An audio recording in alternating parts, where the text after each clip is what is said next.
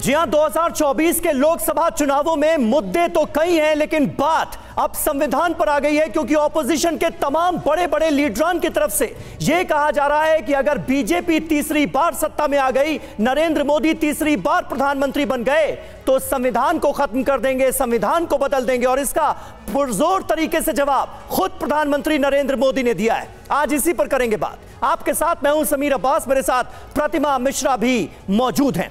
19 अप्रैल को दुनिया के सबसे बड़े लोकतंत्र के लिए पहले चरण का चुनाव होने वाला है, लेकिन उससे 5 दिन पहले संविधान निर्माता बाबा साहब अंबेडकर की जयंती पर एक नए मुद्दे ने देश की सियासत को गरमा दिया, और यह मुद्दा है संविधान संशोधन का। जी हां, फैजाबाद से बीजेपी सांसद लल्लू सिंह ने अपने चुनाव प्रचार के दौरान लोगों से इतने बहुमत की डिमांड की कि संविधान में बड़े संशोधन किए जा सके। हालांकि इससे पहले भी बीजेपी के 2 नेताओं अनंत हेगड़े और ज्योति मिर्धा इस तरह का बयान दे चुके हैं। अब लल्लू सिंह के इस बयान ने विपक्ष को बीजेपी पर जोरदार हमला बोलने का एक बार फिर से मौका दे दिया है। वो लोगों से अपील कर रहे हैं कि अगर बीजेपी सरकार में आई तो चुनाव नहीं होगा, संविधान खत्म हो जाएगा और लोकतंत्र भी खत्म हो जाएगा। आज हम आपको दिखाएंगे कैसे लल्लू सिंह के बयान ने सियासी माहौल में गर्मी को बढ़ा दिया है, पूरा माहौल गरमा दिया है। विपक्ष के किस नेता ने क्या कहा, आपको यह भी बताएंगे। हमारे साथ बेहद खास मेहमान भी जुड़ेंगे। शुरुआत लल्लू सिंह के बयान से। तो बड़ी खबर आपको बता देते हैं, फैजाबाद के बीजेपी सांसद लल्लू सिंह का बड़ा बयान सामने आया है। संविधान संशोधन के लिए चाहिए 2/3 बहुमत। सरकार तो 272 में भी बन जाती है, 272 वाली सरकार संविधान संशोधन नहीं कर सकती है। उनके इसी बयान पर अब विपक्ष हमलावर।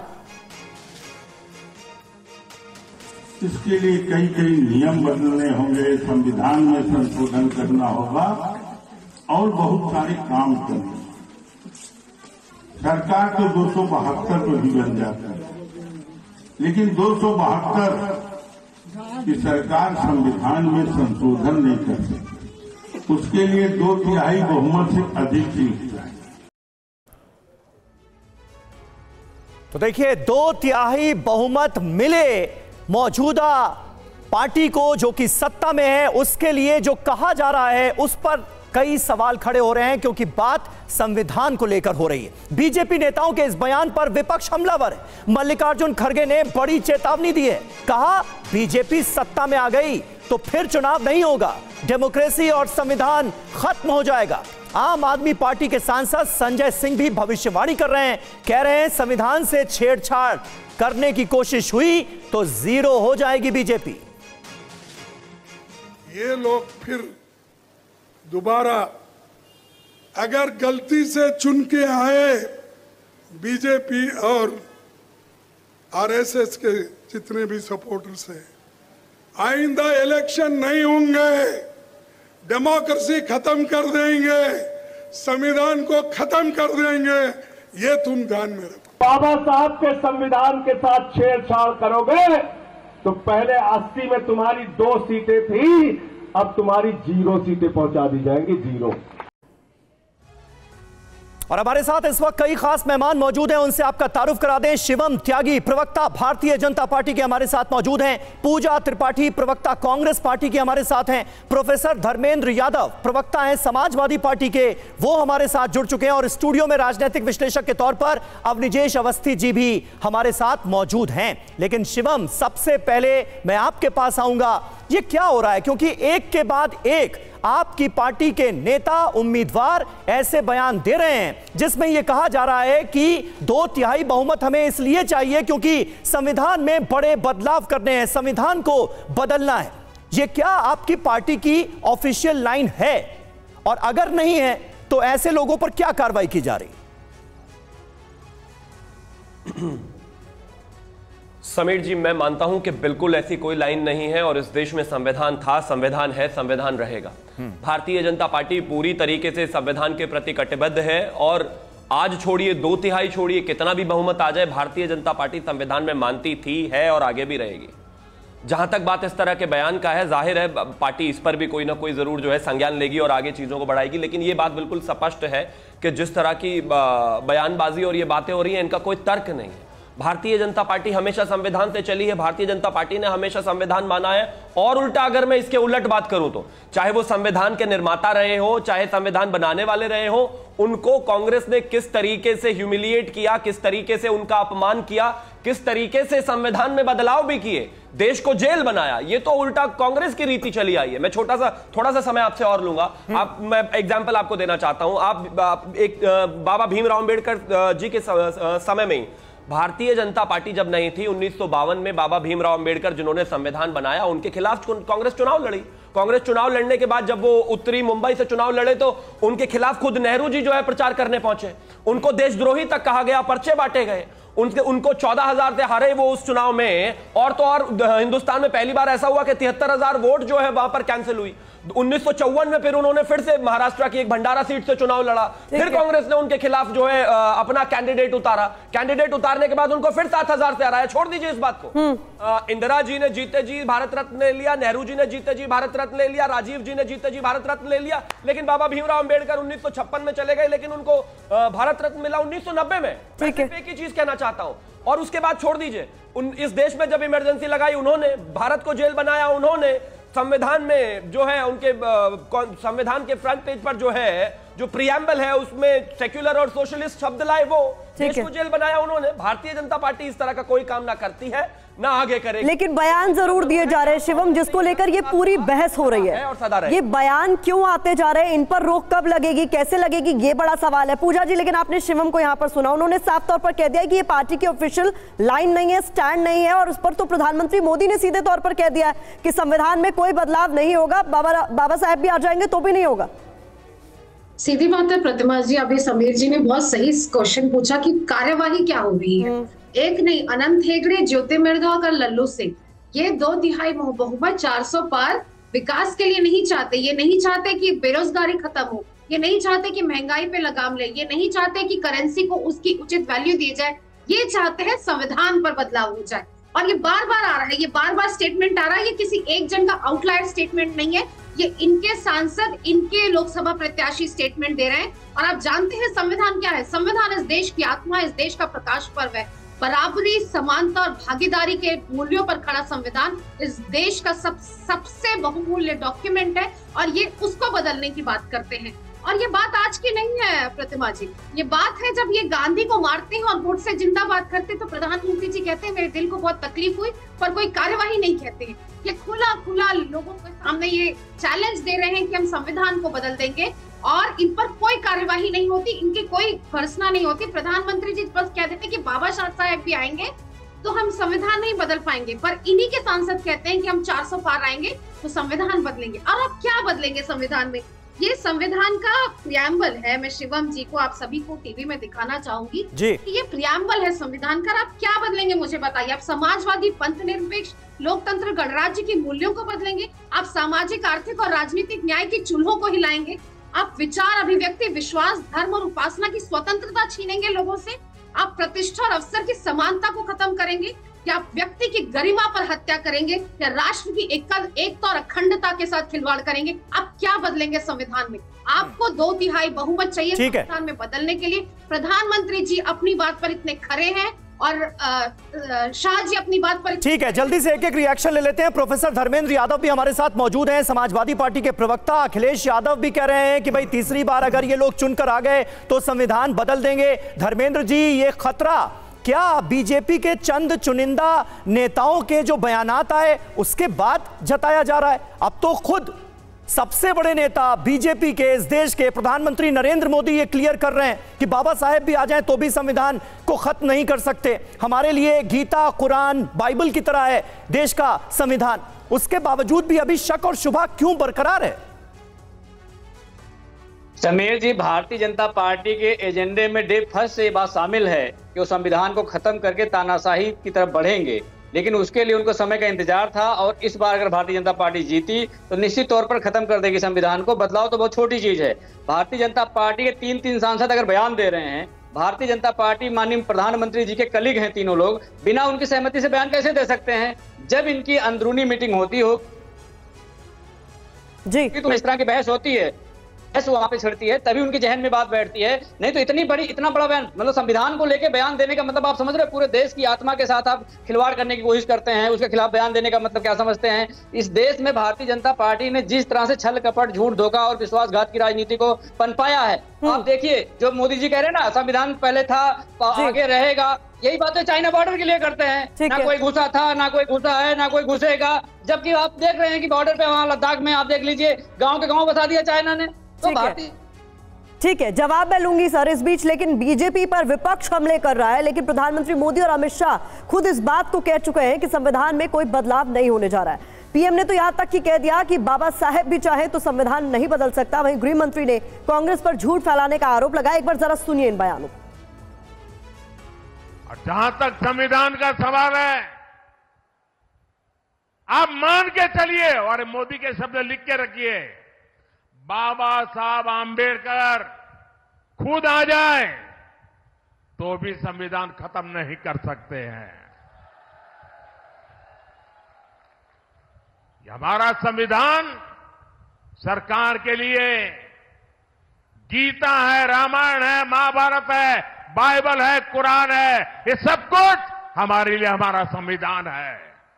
ये झूठ फैलाते हैं कि भारतीय जनता पार्टी को 400 सीटें मिली तो भारतीय जनता पार्टी आरक्षण समाप्त कर देगी।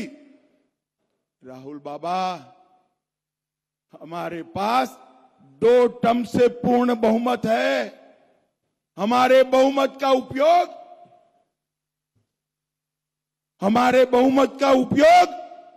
हमने कभी भी आरक्षण को हटाने के लिए नहीं किया। हमने बहुमत का उपयोग धारा 370 को हटाने के लिए जरूर किया। हमने बहुमत का उपयोग ट्रिपल तलाक को समाप्त करने के लिए जरूर किया। तो सुना आपने प्रधानमंत्री नरेंद्र मोदी और गृह मंत्री अमित शाह को। अवनिजेश अवस्थी जी हमारे साथ मौजूद हैं। अवनिजेश जी, बीजेपी के शीर्ष नेतृत्व की तरफ से संविधान बदलने को लेकर ये जो तमाम बयानात दिए गए बीजेपी नेताओं की तरफ से, और ऑपोजिशन ने जिस तरह से ये बात कही कि भाई चुनकर आए तो तीसरी बार अगर सत्ता में आ गए तो संविधान बदल देंगे, उसका जवाब दिया गया है। लेकिन उसके बावजूद भी ये चर्चा लगातार हो रही। ऑपोजिशन के तमाम बड़े नेता इस मुद्दे को उठा रहे हैं। देश को एक मैसेज देने की कोशिश उनकी तरफ से की जा रही है, या आप कह सकते हैं कि ये डर जताने की कोशिश की जा रही है कि अगर ये तीसरी बार सत्ता में आए तो क्या कर सकते हैं। इसका कुछ प्रभाव आप देखते हैं, या फिर इस क्लैरिफिकेशन के बाद अब ये चर्चा खत्म हो जाएगी? समीर जी, जहां तक मैं लल्लू सिंह जी के बयान सुन रहा था, उनका संविधान में संशोधन कितनी बार ऑलरेडी हो चुका है? 100 से ज्यादा बार हो चुका है, पहली बात। दूसरी बात, संविधान की आत्मा है संविधान की प्रस्तावना प्रियम्बल, उसमें एक ही बार संशोधन हुआ जिसको संशोधन नहीं किया जा सकता था, जिसको बदला नहीं जा सकता था। वो एक ही बार बदला है इमरजेंसी आपातकाल में, जब तमाम लोग जेल के अंदर थे, कांग्रेस ने उसको बदला और उसमें उस संविधान की आत्मा को पलट करके रख दिया। क्योंकि जिन शब्दों को जोड़ा गया, उन शब्दों पर अगर संविधान सभा की बहसों में अगर आप जाएंगे तो उन शब्दों पर बहुत पहले बहस हो चुकी थी और बाबा साहब ने कहा था कि इन शब्दों की जरूरत नहीं है, किसी हालत में नहीं है। तो अगर बाबा साहब की आत्मा को किसी ने दुख पहुंचाया है तो वो कांग्रेस पार्टी ने पहुंचाया है। तीसरी बात, अभी कोई कह रहा था कि ये नाथूराम गोडसे वाले जिसका मंदिर बनाया था, नाथूराम गोडसे का, जिसने बाबूराम चौरसिया, तो मध्य प्रदेश में कांग्रेस के कमलनाथ जी उनको गोद में उठा के ले आए थे। और राजीव गांधी के हत्यारों को माफी देने के पीछे क्या कारण था? कौन सी डील हुई थी? हत्यारों को, प्रधानमंत्री को, अपने नेता को, कांग्रेस के राजीव गांधी के हत्यारों को माफी देने के पीछे डील कौन सी थी? ये भी तो बताएं ना, क्या कारण था वो। तो इसलिए हत्याओं के पीछे कौन कहां छुपा हुआ है ये वो बताएं। नाथूराम गोडसे को जिंदाबाद कहने वाले उधर ही होंगे, इधर कोई नहीं है। थोड़ा सा विषयांतर हो गया। अवनिजेश जी, एक छोटी सी नहीं, प्रियम्बल का आपने जिक्र किया, क्या ये चर्चा इस वजह से और ज्यादा जोर पकड़ रही है क्योंकि बीजेपी के नेताओं की तरफ से अक्सर गाहे बगाहे ऐसे बयान सामने आते हैं कि भाई सेकुलरिज्म शब्द जो है, ये पंथ निरपेक्ष शब्द जो है, ये नहीं होना चाहिए। मुझे 10 सेकंड दे दीजिए। हाँ, समीर जी, बात ये, यहां तो बयान आ रहे हैं, वहां तो घोषणा पत्र जो है कांग्रेस का, उसमें 41 पॉइंट ऐसे हैं कि जिनको लागू करने के लिए संविधान बदलना पड़ेगा, आमूलचूल बदलना पड़ेगा।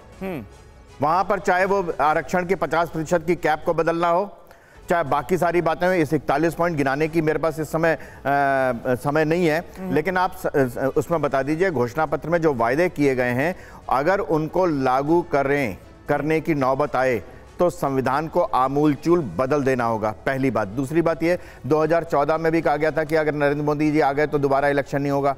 2019 में भी कहा गया कि नरेंद्र मोदी आ गए तो दोबारा चुनाव नहीं होगा। दोबारा क्या, हर विधानसभा के चुनाव हो रहे हैं, हर जगह चुनाव हो रहे हैं ज्यादा। और एक बात मैं बता दूं आपको, आपातकाल में तो हालत बहुत अलीब थी। यहाँ पे तानाशाही, कोई तानाशाह को तानाशाह नहीं कह सकता। पहली बात यह है कि अगर कोई तानाशाह है तो उसको तानाशाह कहा नहीं जा सकता। ये लोकतंत्र की और अभिव्यक्ति की आजादी की पहली है। जिसको नाली का कीड़ा तक कह दिया गया हो और उसको बात कहें कि वो तानाशाह। पूजा, आप जवाब दीजिए। 42वें संशोधन का जिक्र यहाँ पर अवनीश जी की तरफ से कहा गया है कि जब आप करें तो ठीक, और अब आपको दिक्कत नजर आ रही है और तमाम तरह की बातें कही जा रही। विजनेश जी राजीव गांधी के हत्यारों की बात कर रहे थे। कौन राजीव गांधी के हत्यारों पर माल्यार्पण करता है और कहता है कि राजीव गांधी के हत्यारे जिंदाबाद? डीएमके वालों ने किया था, मुझे लगता है, जहां तक है। मुझे बताइए कौन इस देश में ऐसा करता है और कौन इस देश में ऐसा अलाउ करता है? महात्मा गांधी की फोटो पर गोली मारी जाती है, गोडसे जिंदाबाद होता है हर 30 जनवरी को, ये ट्रेंड होता है और प्रधानमंत्री जी के सिर्फ दिल में ठेस पहुंचती है। गोडसे जिंदाबाद कहने वाले, गोडसे को पूजा करने वालों को अलग नहीं किया जाता। बाबूराम तो ये आप राजीव गांधी के हत्यारे और गोडसे के हत्यारों को, गोडसे को इक्वल लाकर आप जो बात कर रहे हैं ना, वो बहुत हल्की बात कर रहे हैं। आप महात्मा गांधी के हत्यारे की बात कर रहे हैं, इस देश के राष्ट्रपिता के हत्यारे की बात कर रहे हैं। और जहां तक आप संविधान को संशोधन करने की बात करते हैं, तो वही तो हम भी कह रहे हैं कि आप संविधान, आपको 2/3 बहुमत किस लिए चाहिए? आपको आप संवैधानिक संस्थाओं का ह्रास हो रहा है। आप 150 से ज्यादा सांसदों को बाहर निकालकर सस्पेंड कर देते हैं और बड़े बड़े क्रिमिनल जस्टिस बिल हो या टेलीकम्युनिकेशंस बिल हो, बिना अपोजिशन की वॉइस के पास कर देते हैं। आज संसद में 83% बिल्स बिना पब्लिक कंसल्टेशन या बिना कमेटी के पास हो जा रहे हैं, सिर्फ वॉइस वोट में अपोजिशन को बाहर रख के। तो संविधान को जिस तरीके से धीरे धीरे आपने तानाशाह इसकी बात कही, मैं कहूंगी कि राजा प्रजा की नहीं सुनता था और तानाशाह प्रजा की नहीं सुनता है। तानाशाह को बस एक अकड़ होती है कि वो चुनाव से चुनकर आया। नहीं पूजा जी, अब मेरा एक सवाल सुन लीजिए। जो बात आपने कही उसी से ये सवाल मेरे जहन में आया कि आप लोगों को ये डर नजर नहीं आता ये करने में कि भाई अगर नरेंद्र मोदी तीसरी बार प्रधानमंत्री बन गए तो संविधान खत्म हो जाएगा, लोकतंत्र खत्म हो जाएगा? एक तरह का डर पैदा करने की ये कोशिश नहीं है क्या, जिसमें ये हताशा भी नजर आती है, ये हताशा भी नजर आती है कि कहीं हम हार ना जाएं, तीसरी बार भी कहीं बीजेपी से हार ना जाएं, ये हताशा भी नजर आती है। संविधान की आत्मा को बचाकर रखने की जरूरी है। आप आरक्षण विरोधी बयान देते हैं। आपकी ब्राह्मण सभा में आपके उत्तर प्रदेश की महिला मोर्चा कहती है कि आज तुम्हारे सर, मैं उनको कोट कर रही हूँ, वो कहती है मधु मिश्रा, आज तुम्हारे सर पर बैठकर संविधान के सहारे जो राज कर रहे हैं, याद करो वो कभी तुम्हारे जूते साफ करते थे, आज तुम्हारे हुजूर हो गए हैं। ये उत्तर प्रदेश की महिला मोर्चा मधु मिश्रा की बयान है। तो हम किसी को डरा नहीं रहे। अनंत हेगड़े लीजिए, ज्योति मिर्धा लीजिए या लल्लू सिंह लीजिए, ये बात कर रहे हैं। ये नहीं कह रहे हैं कि विकसित भारत की संकल्पना को करेंगे, ये नहीं कह रहे हैं कि नौकरी लाएंगे, ये नहीं कह रहे हैं कि महंगाई कम करेंगे, ये नहीं कह रहे हैं कि करेंसी, ये नहीं कह रहे हैं कि चाइना को लालच दिखाएंगे, ये कह रहे हैं कि हम संविधान में बदलाव करेंगे। आपको आपकी जो पूरा का पूरा आपका मोडस ऑपरेंडी है, चाहे वो अपोजिशन लीडर्स को चुप कराने की हो, चाहे संवैधानिक संस्थाओं की ह्रास की हो, चाहे सुप्रीम कोर्ट के आदेश का अवमानना करके आप बार-बार डायरेक्टर। शिवम, ऐसी नौबत ही क्यों आ रही है कि वरिष्ठ नेताओं को बीजेपी के सामने आकर ये कहना पड़ रहा है कि ऐसा कुछ नहीं हो रहा है, जैसी बात विपक्ष की ओर से फैलाई जा रही है, ये केवल अफवाह है? क्यों बीजेपी के वो तमाम नेता इस तरीके के बयान दे रहे हैं? सवाल ये भी उठाया जा रहा है कि कहीं ना कहीं उनको नॉड तो मिला है, गो हेड। नहीं, मैं एक चीज कहना चाहता हूं कि संविधान बदलना किसे कहते हैं और संविधान बदलने का दावा करना किसे कहते हैं, और आधिकारिक तौर पर कांग्रेस इस बात को अपने मैनिफेस्टो में कह रही है। जिसने नहीं देखा है, वैसे तो देखने लायक उस कागज में कुछ है नहीं, लेकिन कांग्रेस का मैनिफेस्टो का पेज नंबर 25 पॉइंट नंबर 6 क्या कहता है, मैं बस 10 सेकंड में पढ़कर आपको सुना देता हूं। कांग्रेस एक न्यायिक शिकायत आयोग की स्थापना करेगी जिसमें सर्वोच्च न्यायालय के सेवानिवृत्त न्यायाधीश और उच्च न्यायालयों के सेवानिवृत्त मुख्य न्यायाधीश शामिल होंगे। यह उच्च न्यायपालिका के न्यायाधीशों के खिलाफ गंभीर कदाचार की शिकायतों की जांच करेगी। यानी कि सुप्रीम कोर्ट के ऊपर, जैसे हमारे यहां प्रधानमंत्री के ऊपर एनएससी बना दी थी, ऐसे ही सुप्रीम कोर्ट के ऊपर, जजेस के ऊपर एक सेना जो रिटायर्ड जजेस हैं उनकी कमेटी बनाएंगे और जो वहां पर जजेस हैं उनके खिलाफ जो शिकायतें हैं उसका मतलब उसको जो ठीक करेंगे वहां से करेंगे, उनकी जो जांच होगी वहां करेंगे। कोर्ट के ऊपर कोर्ट बिठाने की बात अपने मैनिफेस्टो में आप कर रहे हो। देश में मीडिया को सिखाने की बात इनके खेड़ा करते हैं खुले तौर पर कि मीडिया को ठीक हम करेंगे। प्रधानमंत्री को जेल डालने की बात आप करते हो। देश में ईडी और सीबीआई अगर हमें मिल जाए तो देश ठीक कर देंगे, ये बात आप करते हो। देश को डराते आप और संविधान हम बदल रहे हैं। और दूसरी एक और चीज समाजवादी प्रवक्ता ने कही कि ये इनके एजेंडा में संविधान बदलना प्रमुख मुद्दा है। जी भैया, कल हम ही थे मैनिफेस्टो रिलीज में, हमारा मैनिफेस्टो जनता के बीच में है, हमें नहीं पता, इनको पता है कि हमारा प्रमुख मुद्दा क्या है। जो हमारे प्रमुख मुद्दे हैं वो हमारे मैनिफेस्टो में है, जो हमारा प्रमुख मुद्दा है वो हमारे मैनिफेस्टो में है। जो हमारा प्रमुख मुद्दा है मेरे देश के प्रधानमंत्री, गृह मंत्री, इन्हीं आरोपों का जवाब देने के लिए शिवम अंबेडकर जयंती पर मैनिफेस्टो रिलीज किया गया क्या? नहीं, बिल्कुल नहीं। मैं मानता हूं कि बिल्कुल ऐसी बात नहीं है। चलिए, लेकिन बाबा भीमराव अंबेडकर जी को लेकर आदरणीय प्रधानमंत्री जी के जो विचार हैं वो देश के बीच में हमेशा रहे हैं, वो जनता के बीच में हमेशा रहे हैं। लेकिन जिन्होंने शिवम बने रहिए, लेकिन इस दौरान हमने एक तस्वीर ये भी देखी थी समीर, साफ तौर पर कि वहां पर संविधान की प्रति भी रखी हुई थी। बिल्कुल। अब देखते हैं कि संविधान में संशोधन कैसे हो सकता है, इसको लेकर डिटेल्स आपके साथ साझा करेंगे। लेकिन पूजा, इस दौरान आप कुछ कहना चाह रही थी, अपनी बात पहले पूरी कर लो। मैं ये कहना चाह रही थी कि हम जब न्याय आयोग की बात करते हैं तो तुरंत supreme court chief justice retire होने के बाद राज्यसभा के सम्मानित सदस्य बन जाते हैं, कलकत्ता हाईकोर्ट के जज भाजपा में शामिल हो जाते हैं और वो कहते हैं मैं तो दिल से भाजपा का था। तो ये जो पॉलिटिकल इंक्लिनेशन है जुडिशरी को इंडिपेंडेंस की, उसकी बात हम करते हैं। ये कल अपने मैनिफेस्टो की बात कर रहे थे, जिसकी मैनिफेस्टो कमेटी अभी 30 तारीख को ही बनी है। 13 दिन में इनका मैनिफेस्टो भी तैयार हो गया है। संविधान और ये अपनी पार्टी को ही एक्सपोज कर रहे हैं। 10 सेकंड दीजिएगा जरा, 10 सेकंड मुझे दे देना। जी जी, 1 मिनट। पूजा, हो गई आपकी बात? 10 सेकंड। हाँ, हो गई 10 सेकंड जी। मैं समीर जी एक ही चीज कहना चाहता हूँ, आपने थोड़ी सी तैयारी कांग्रेस के विषय में की होती तो आपको समझ हो जाता। एक जस्टिस हिदायतुल्ला हुआ करते थे, वो पहले कांग्रेस के अधिकारी थे, फिर जज बने, फिर उसके बाद कांग्रेस के पदाधिकारी हो गए, फिर जस्टिस बने हाई कोर्ट में, फिर राज्यसभा चले गए। छोड़ दीजिए, जस्टिस रंगनाथ मिश्रा जिन्होंने शिवम, तो यही तो कहा जाता ना कि भाई जो कांग्रेस ने किया वो आप भी करेंगे क्या? कांग्रेस ने राज्यसभा भेजा। शिवम, जो कांग्रेस ने किया वो आप भी करेंगे क्या? लेकिन मैं इनको बीजेपी पर भी कांग्रेसीकरण के आरोप लग रहे हैं आजकल। हम कहाँ नहीं करेंगे ना, ठीक है। अवनीजेश जी,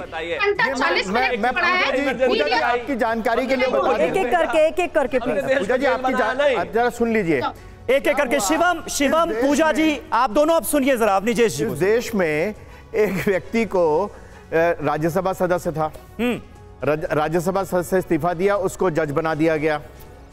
उस जज से एक निर्णय दिया, उसने निर्णय देने के बाद फिर इस्तीफा दे दिया, उसके बाद फिर उसको राज्यसभा सदस्य बना दिया गया। पूजा जी, इसको आप क्या कहेंगी? उस जज का नाम पता है आपको? बजरुल इस्लाम। किस समय हुआ था? कांग्रेस के समय में हुआ था। MS गिल जो चीफ इलेक्शन कमिश्नर थे, रिटायरमेंट के बाद वो कांग्रेस मंत्रिमंडल में मंत्री थे। एक बात बताइए, आप आपके कहां तक सुनाऊं मैं आपकी बातें? कहां तक सुनाऊं? चीफ इलेक्शन कमिश्नर, रिटायरमेंट के बाद सीधे मंत्री। उसके पिच पे तो आप न्यूट्रल होकर बोलिए। आप बोलिए कि अगर ये गलत था तो पोल खोलनी, अगर पोल खोलनी शुरू हो जाए, कहानियां इतनी कहानियां हैं कि एक प्रोग्राम में नहीं कही जा सकती। वो बताइए ना, बजरुल इस्लाम के बारे में क्या कहेंगी आप? पहले राज्यसभा सदस्य, फिर राज्यसभा सदस्य। ठीक है, कुछ देर के एक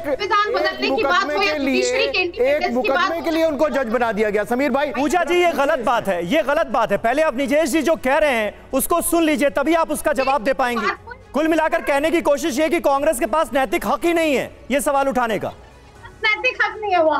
मुझे एक बात बताइए समीर जी, मैं एक छोटा सा सवाल पूछूंगी। मैनिफेस्टो की बात करें, कल 1 घंटा 40 मिनट का नहीं, बजरुल इस्लाम के बारे में बताइए ना, उस जज के बारे में आपने एक बात बताइए। क्या मीडिया इसलिए बनाया क्योंकि उनको राज्यसभा सदस्य बना देते हैं। ठीक है,